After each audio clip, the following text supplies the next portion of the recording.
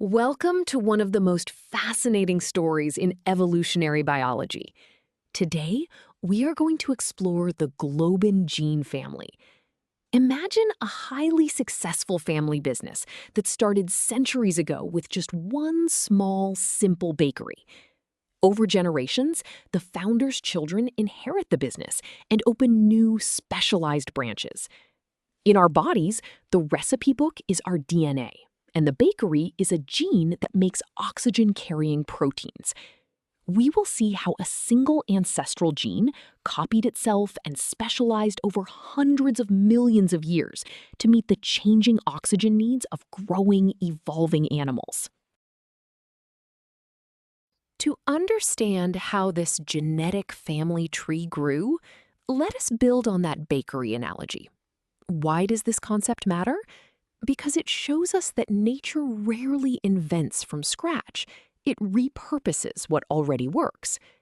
The original ancestral gene was like a general-purpose bakery. As animals evolved and grew more complex, their oxygen needs changed. Instead of writing a completely new genetic recipe, the DNA simply copied the existing gene. Over millions of years, these copies specialized. One branch might focus on extracting oxygen in muscles, while another transports it in the blood. This beautiful process of copying and tweaking is the foundation of the Globin gene family. Now that we understand the basic idea of copying and specializing, let us look at the formal biological definition. In evolutionary biology, the Globin gene family is defined as a group of paralogous genes. Paralogous simply means these genes are related to each other through gene duplication events. They are siblings born from the same ancestral DNA sequence. These specific genes encode globin proteins, such as the hemoglobin flowing in our blood and the myoglobin working in our muscles. No matter how specialized they become, their primary, essential job remains the same: to efficiently bind, transport, and release oxygen throughout the body. This brings us to an important question. How exactly does a gene copy itself in the first place? The mechanism behind this family's existence is a biological accident called unequal crossing over, which happens during meiosis. When chromosomes align and swap genetic material, they sometimes misalign. This mistake accidentally creates an extra copy of a gene on one chromosome. This accident is actually an evolutionary jackpot. Because the original gene copy is still there, doing its essential job of keeping the organism alive, the new redundant copy is completely free to accumulate random mutations without harming the organism.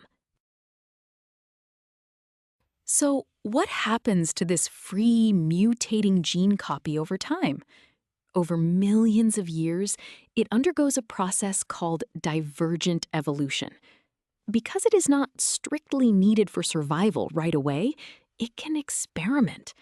It acquires specialized functions, perhaps becoming better suited for a specific environment or life stage. However, evolution is a game of chance. Sometimes these duplicated copies accumulate fatal mutations that destroy their ability to function entirely. These dead genes do not just disappear. They remain trapped in our DNA as molecular fossils known as pseudogenes, providing a permanent record of our evolutionary past. Understanding these molecular fossils leads us to why this entire gene family is so incredibly important. It provides a perfect, readable fossil record right inside our own DNA. It proves the core evolutionary principle that complex new biological functions usually do not appear out of thin air.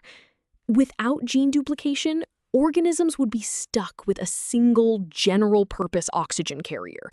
That would make complex life stages, like mammalian pregnancy, completely impossible.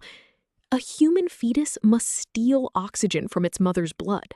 This is only possible because a duplicated globin gene evolved to have a higher oxygen affinity than the mother's adult hemoglobin. Beyond evolutionary history, this concept is absolutely vital in modern medicine and genetics today. The very same process of mutation that gave us specialized oxygen carriers can also cause disease if it goes wrong. When these specific globin genes mutate improperly, it leads to severe, real-world genetic disorders. Conditions like sickle cell anemia and thalassemia are direct results of errors in the globin gene sequences. Therefore, understanding the evolutionary history and structure of the globin gene family is not just an academic exercise. It is crucial knowledge for doctors and researchers working to treat these life-threatening blood disorders. Now that we understand the biological mechanism, let us look at how we measure this history mathematically. To understand how long ago these gene duplications occurred, evolutionary biologists use a tool called the molecular clock. This concept assumes that mutations accumulate at a steady rate, like the ticking of a clock. The formula is K equals 2 times R times T. Here, K represents the total number of amino acid substitutions per site between two genes. The variable R stands for the rate of substitution per year. T represents the time in years since the two genes diverged. The number 2 is crucial. Once the ancestral gene splits, both new lineages mutate independently at the same time. If time increases, the genetic differences increase.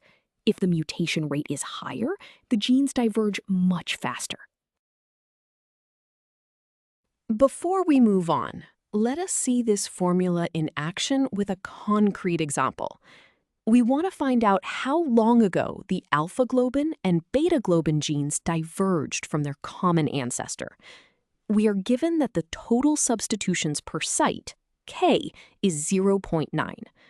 Laboratory studies give us a substitution rate, R, of 1 times 10 to the power of -9 per year.